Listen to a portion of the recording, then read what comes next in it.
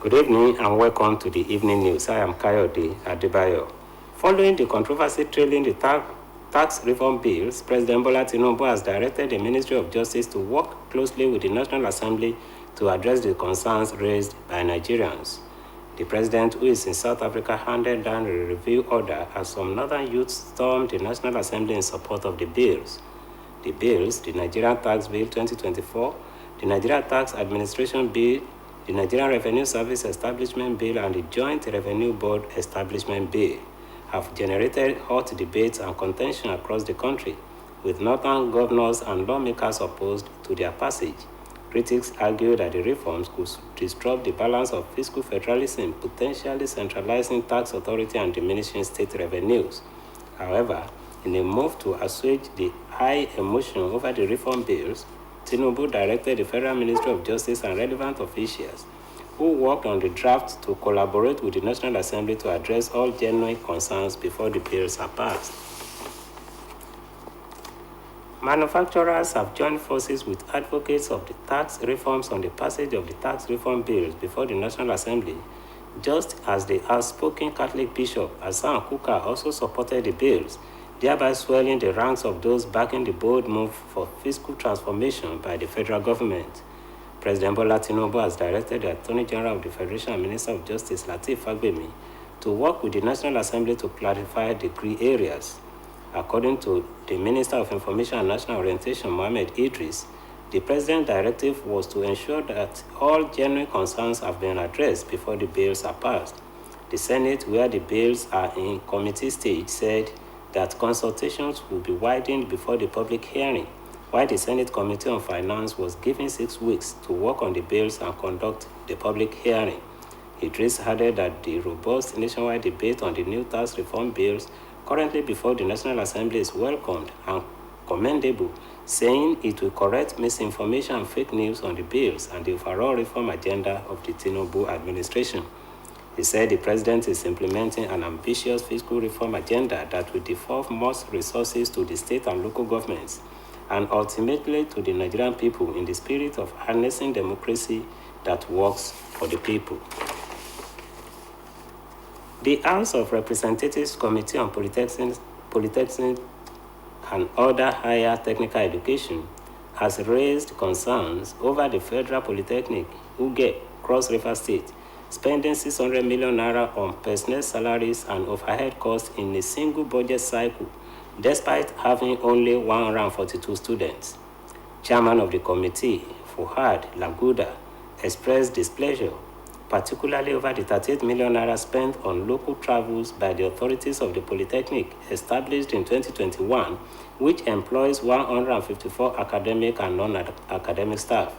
The institution's rector, Edward Oki, appeared before the committee to defend its 2024 budget performance, in which he explained that the Polytechnic used its 2 billion naira take-off grant to renovate dilapidated structures of the Ugep Community Secondary School, which served as its temporary campus. He added that part of the grant was used to initiate 10 projects at the institution's permanent site, which are currently at various stages of completion. However, the rector highlighted the challenges of attracting students and staff to UGEP due to stigmas associated with the town. A committee member described the spending as wasteful and unsustainable, questioning the justification for such high expenditure relative to the student population. The immediate past governor of the Central Bank of Nigeria, Godwin Emefiele, has been linked to the massive Abuja property with 753 duplexes and other apartments located in the cadastral zone area of the capital city by court papers filed by the Economic and Financial Crimes Commission. The anti-graft agency announced the recovery of the property from an unnamed ex-government top brass, describing the property as the biggest single recovery it had made in the course of fighting corruption since its establishment in 2003. The recovery followed a ruling delivered by Justice Jude Onwubuze of the FCTI Court in Abuja. In the court document obtained by newsmen, the EFCC ran a narration linking Emefiele to the massive property spanning 150,500 square meters and identified as Plot 109 Cadastral Zone, CO9, Lokogoma District, Abuja. Emefiele is currently being prosecuted by the EFCC in 3 separate cases before different judges in Abuja and Lagos. According to the document, Emefiele allegedly carried out monumental fraud as the CBN governor with his cronies to acquire several properties, including the estate. The Lagos State Special Offences Court in Ikoja has issued a bench warrant against the former managing director of the Asset Management Corporation of Nigeria, Ahmed Kuru, over alleged 76 billion naira and $31.5 million fraud. Justice Mojisola Dada ordered Kuru's arrest for failing to appear before the court for his arraignment by the Economic and Financial Crimes Commission. The court had scheduled to arraign Kuru along with the managing director of Arik Air, Captain Roy Ilegudu, the receiver manager of Arik, Camilo Mokide, Union Bank PSC, and a company, Super Bravo Limited, for alleged 76 billion naira and $31.5 million fraud. They are facing 6 counts bordering on making a false statement, fraudulent confession, abuse of office, stealing, and dishonest conversion of property. According to the AFCC, the offenses committed contravene Section 96 of the Criminal Law of Lagos State, 2015, and Sections 278 subsection 1B and 278 subsection 6 of the Criminal Law of Lagos State, 2011. However, the arraignment could not go on due to the absence of Kuru and his lead counsel, Olasupo Sasore SAN, while other defendants were represented by their lawyers. The Federal Capital Territory Police Command has announced a clampdown on vehicles with tinted windows and covered number plates as part of efforts to curb rising criminal activities such as kidnapping. In a statement, the command spokesperson, SP Josephine Hade, warned vehicle owners in the FCT to remove any tinted glass from their vehicles or face the risk of having their cars impounded.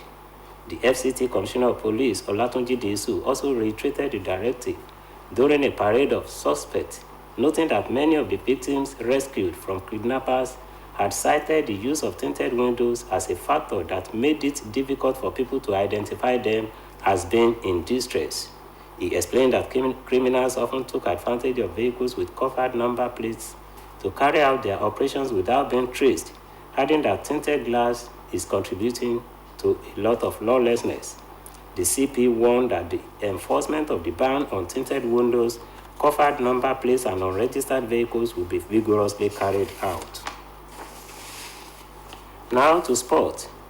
The head of the Civil Service of the Federation, DD Esther Wasinjak, has described the annual Federal Public Service Games as a unifying force, fostering national unity and development.